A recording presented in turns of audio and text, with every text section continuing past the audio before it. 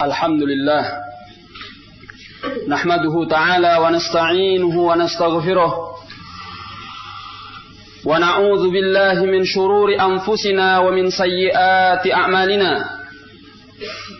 من يهده الله فلا مضل له ومن يضلل فلا هادي له وأشهد أن لا إله إلا الله وحده لا شريك له وأشهد أن محمدا عبده ورسوله أما بعد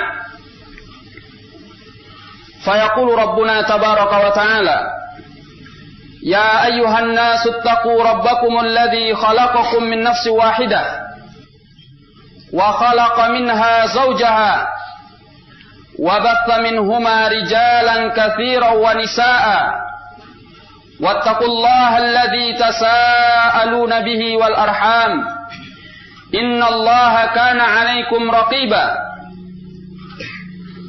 ويقول النبي صلى الله عليه وسلم فإن أصدق الحديث كتاب الله وخير الهدي هدي محمد صلى الله عليه وسلم وشر الأمور محدثاتها فإن كل محدثة بدعة وكل بدعة ضلالة وكل ضلالة في النار.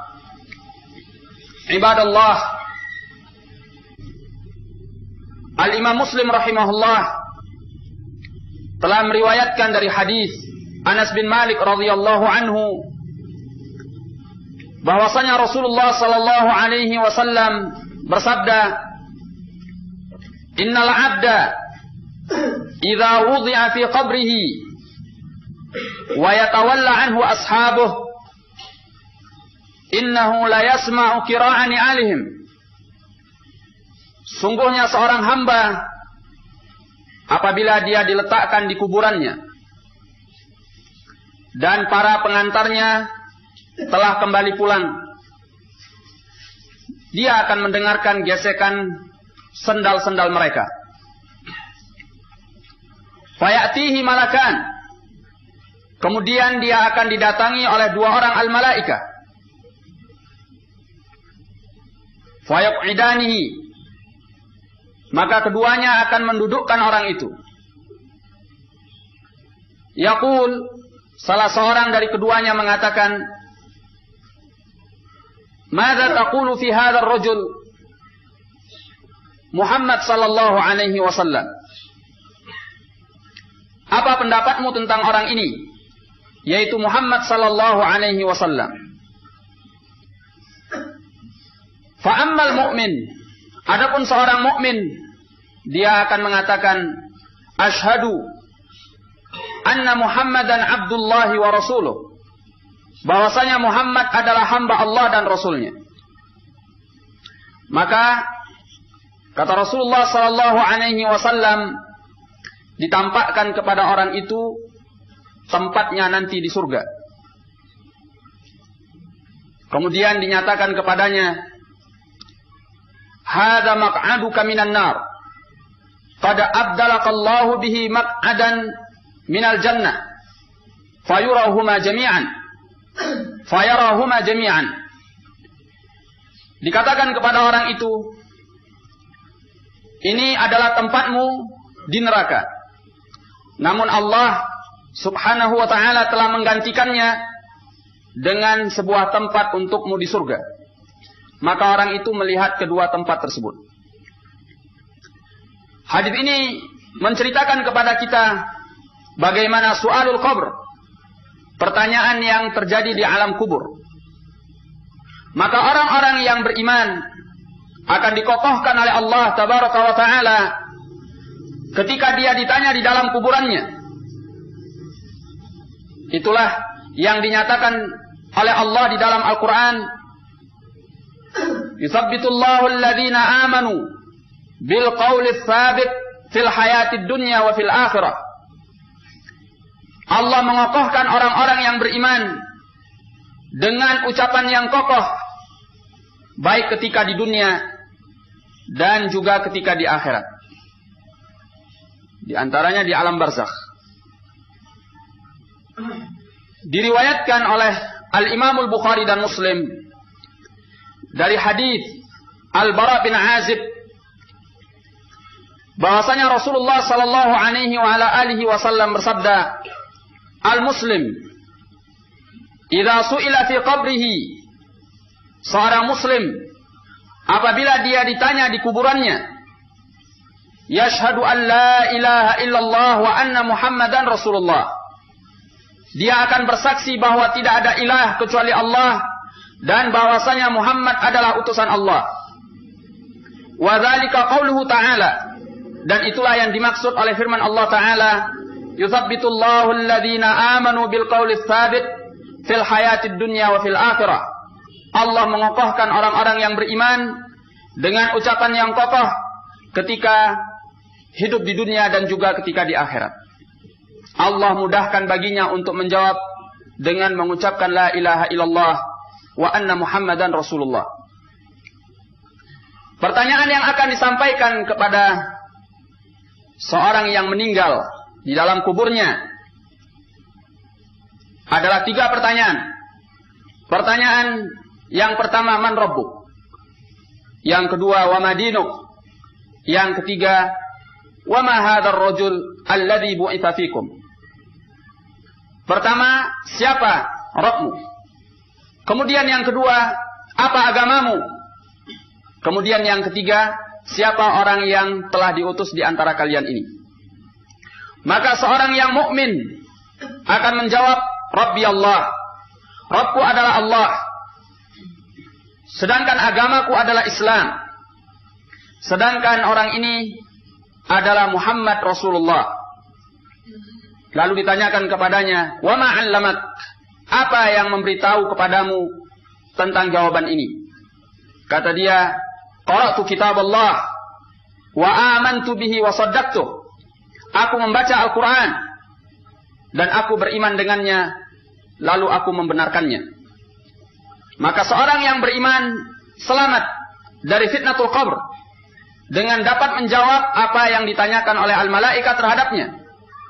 Berbeda dengan seorang yang kafir, ketika ditanyakan man rabbuk, dia hanya bisa mengatakan la adri, aku tidak tahu. Ketika ditanyakan man rajul alladzi bu'itsa fikum, siapa orang yang telah diutus di antara kalian ini, dia hanya bisa menjawab la adri, aku tidak tahu. Ini keadaan seorang yang kafir. Ini semua diriwayatkan di dalam hadis Al-Bara bin Azib, di dalam riwayat Al-Imam Ahmad, Abu Daud, An-Nasai, Ibnu Majah dan yang selain mereka dengan sanad yang sahih. Maka demikianlah fitnatul qabr, pertanyaan 2 malaikat yang diajukan kepada seorang yang baru saja meninggal. 2 orang malaikat yang menanyai seorang mayit disebut namanya dengan Al-Munkar dan yang satunya An-Nakir. Sebagaimana hal ini sabit di dalam sabda Rasulullah sallallahu alaihi wasallam dari hadis Abi Hurairah yang dikeluarkan oleh Imam At-Tirmidzi dengan sanad yang hasan. Kata Rasulullah sallallahu alaihi wasallam, "Idza wudi'a al-'abdu fi qabrihi ya'tihi malakan." Apabila seorang hamba diletakkan di kuburannya, dia akan didatangi oleh 2 orang malaikat. Aswadan azraqan. 2 orang malaikat yang hitam dan biru. Hitam dan biru. Yuqalu li ahadihima al-munkar, salah seorangnya disebut dengan al-munkar, sedangkan yang lain disebut dengan an-nakir. Maka inilah nama 2 al-malaika yang akan menanyai di dalam kubur. Bertanya tentang siapa Rabbmu dan apa agamamu dan siapa orang yang telah diutus di antara kalian ini. Seorang yang mukmin setelah bisa menjawab apa yang ditanyakan oleh 2 orang al-malaika terhadapnya, dia akan mendapatkan nikmat di dalam kuburnya. Berbeda dengan seorang yang kafir. Ketika dia tidak mampu untuk menjawab pertanyaan ini, maka di hadapannya ada azab dari Allah tabaraka wa taala. Di sana para ulama berselisih pendapat, apakah azab kubur hanya khusus bagi umat ini atau juga umum bagi umat-umat yang sebelumnya. pendapat yang paling sahih dalam masalah ini bahwa azab kubur, pertanyaan di dalam kubur adalah umum bagi setiap ummah, dari umat yang pertama sampai umat yang terakhir. Sebagaimana yang dikuatkan oleh Syekh Muhammad bin Shalih Al-Utsaimin rahmatullahi taala alaih. Jadi pertanyaan kubur itu terjadi bagi setiap orang yang meninggal dari setiap umat, dari umat yang pertama dahulu sampai umat nanti yang terakhir. Semuanya akan ditanya di dalam kuburannya, menurut pendapat yang paling sahih. Kemudian terjadi pula perselisihan di kalangan para ulama, apakah pertanyaan kubur ini hanya bagi orang-orang yang mukallaf saja, atau juga bagi orang yang tidak mukallaf, seperti anak kecil dan orang gila yang meninggal. Jawaban yang sahih dalam masalah ini di kalangan para ulama bahwa pertanyaan kubur mencakup semuanya, baik yang mukallaf atau yang tidak mukallaf.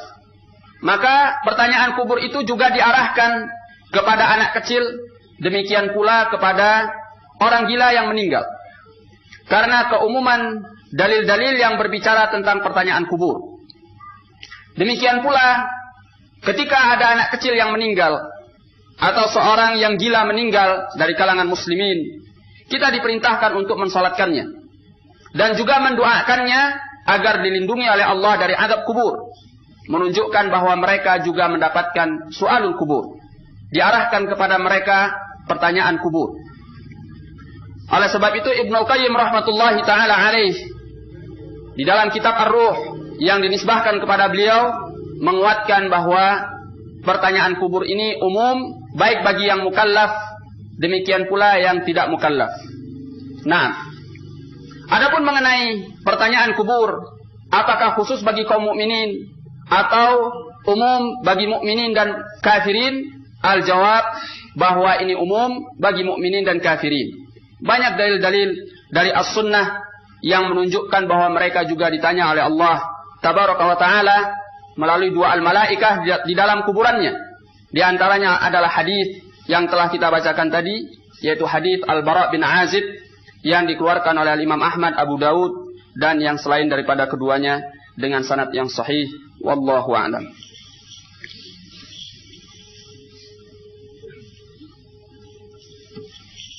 Alhamdulillah, nahmaduhu ta'ala wa nasta'inuhu wa nastaghfiruh wa na'udzu billahi min shururi anfusina wa min sayyiati a'malina. Man yahdihillahu fala mudilla lahu wa man yudlil fala hadiya lahu. Wa ashhadu an la ilaha illallah wahdahu la syarika lahu wa ashhadu anna Muhammadan abduhu wa rasuluhu amma ba'd. Yang mendapatkan pengecualian dari pertanyaan kubur adalah asy-syahid, orang yang mati syahid. Orang yang mati syahid tidak akan ditanya di dalam kuburannya. Sebagaimana hal ini terdapat dalam hadis yang dikeluarkan oleh Imam An-Nasa'i dengan sanad yang sahih, bahwa salah seorang dari sahabat Rasulullah sallallahu alaihi wasallam datang kepada Rasulullah sallallahu alaihi wasallam dan bertanya, "Ya Rasulullah, wahai Rasulullah, ma balul mu'minina yuftanun illa syahid?" Kenapa kaum mukminin semua mereka diuji di dalam kuburannya kecuali orang yang mati syahid? Maka jawab Rasulullah sallallahu alaihi wasallam, "Kafa bi bariqatis suyufi ala ra'sihi fitnah." Cukuplah kilatan pedang yang berada di atas kepalanya sebagai ujian tersendiri baginya. Hadis ini menunjukkan bahwa seorang yang syahid tidak diuji, tidak ditanya oleh Allah melalui dua al-malaikah di dalam kuburannya. Ini pengecualian.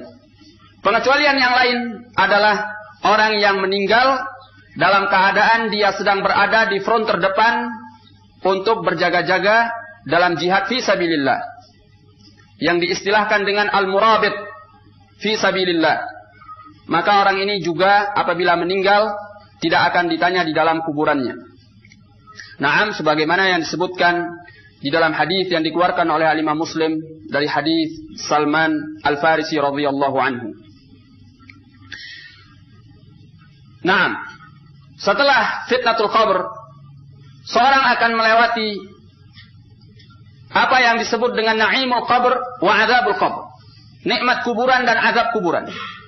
Seperti yang telah kita jelaskan bahwa seorang yang mukmin di saat ia telah bisa menjawab apa yang ditanyakan kepadanya dari fitnatul qabr, maka dia akan mendapatkan nikmat di dalam kuburannya. Naam, datang seruan dari langit setelah dia bisa menjawab an sadaqa abdi, bahwa hambaku ini telah benar. Fa afrishuhu minal jannah, maka bentangkan permadani untuknya ke surga. Waftahu lahu baban minal jannah, dan bukakan untuknya pintu ke surga. Maka dibentangkan untuknya permadani menuju surga dan dibukakan pintu surga untuknya. Sehingga berbagai wangian-wangian surga itu sampai kepada orang tersebut. Dan kemudian dia didatangi oleh seseorang dengan wajah yang baik, dengan pakaian yang baik, dan wangi yang sangat harum. Lalu orang ini bertanya, siapa engkau? Kata orang yang datang, ana amaluka salih, aku adalah amalanmu yang baik. Nah, maka seorang yang mukmin meminta kepada Allah tabaraka wa taala, aqimis sa'ah, ya Allah, cepat datangkan hari kiamat, karena aku ingin kembali kepada keluargaku dan hartaku. Adapun seorang yang kafir, ketika dia tidak mampu untuk menjawab pertanyaan-pertanyaan di dalam kubur, maka datang seruan dari langit, an kadzaba abdi, bahwa orang ini telah dusta. Afrishu lahu minan nar, bentangkan untuknya permadani dari api neraka. Waftahu lahu baban minan nar, dan bukakan untuknya pintu kepada neraka. Maka dilakukan hal itu. Lalu kata Rasulullah sallallahu alaihi wasallam, orang yang kafir ini kuburannya dipersempit. Nah, dipersempit sehingga tulang-tulangnya hancur remuk dan sebahagiannya masuk kepada bahagian yang lainnya. Lalu datanglah orang yang sangat buruk wajahnya dan sangat buruk pakaiannya dan sangat busuk wanginya atau baunya. Lalu orang ini bertanya, siapa engkau?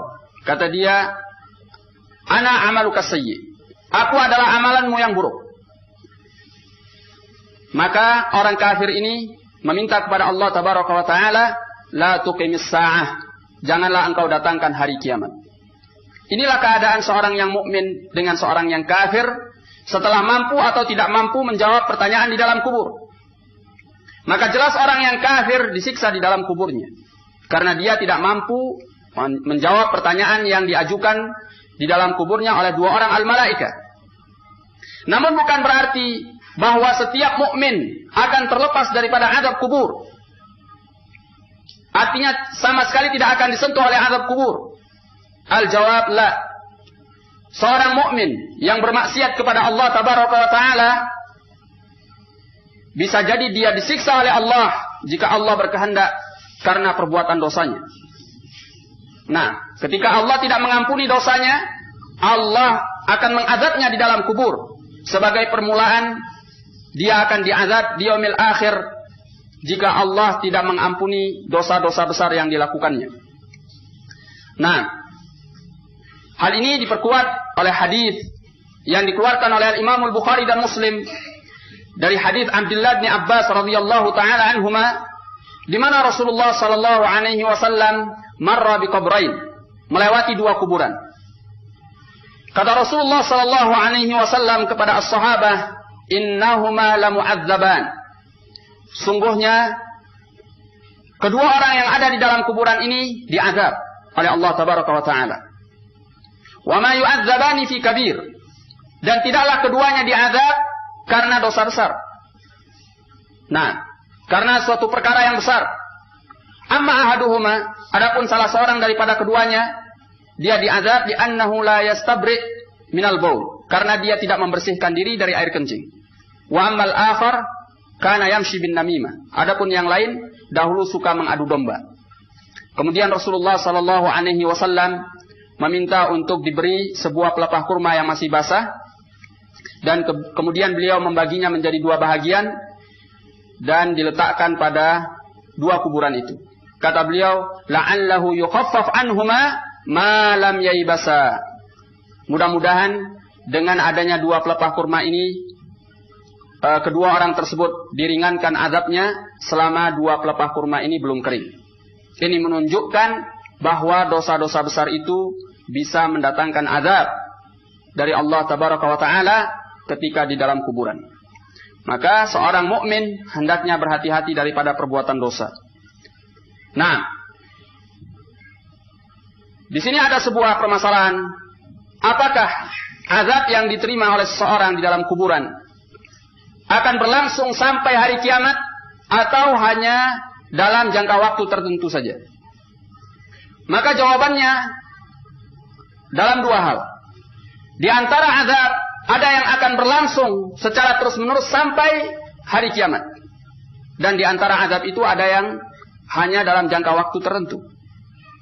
Adapun yang akan berlangsung sampai datangnya hari kiamat adalah azab bagi orang-orang yang kafir.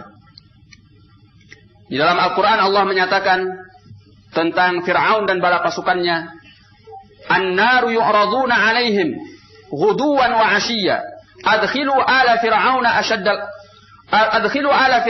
ashaddal 'adzab. Kata Allah, An-nar, api neraka itu ditampakkan kepada mereka, yakni saat mereka di dalam kuburan mereka, ghuduwan wa 'ashiyya, baik di pagi hari ataupun di sore hari. Wa yaumal qiyamati, dan nanti pada hari kiamat, adkhilu ala fir'auna ashaddal 'adzab. Masukkan bala pasukan Fir'aun ini dan orang-orang yang bersama mereka kepada azab yang paling keras.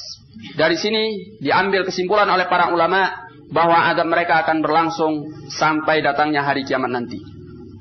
Demikian pula dalam hadis Al-Bara bin Azib yang baru saja kita baca, di dalam sebuah riwayatnya disebutkan bahwa seorang yang kafir yang tidak bisa menjawab pertanyaan yang disampaikan oleh 2 orang al-malaika itu akan ditampakkan kepada dia tempatnya di dalam api neraka, dan itu hatta taqumas saah, berlangsung sampai datangnya hari kiamat. Maka ini azab yang kekal sampai datangnya hari kiamat bagi seorang yang kafir. Adapun azab yang sementara waktu adalah azab yang akan diterima oleh seorang pelaku dosa besar. Maka Allah akan mengazabnya sesuai dengan kadar dosanya, kemudian setelah itu diperingan azab untuknya. Wallahu a'lam bissawab.